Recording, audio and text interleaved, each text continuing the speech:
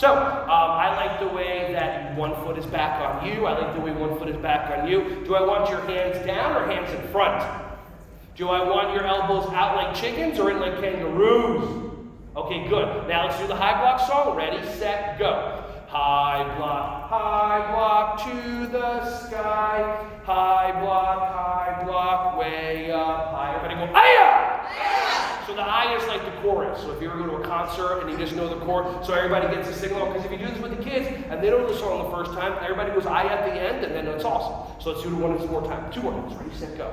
High block to the sky. High block, way up high. Aya! Nice. Let's do it one more time. Ready? Let's try the other leg. So step 1 foot back, bend your knees, hands up like that. Ooh, sorry, I gave instructions. I call myself doing that. You still did it. I appreciate that. That's very nice of you. Ready, set, go. High block to the sky. High block.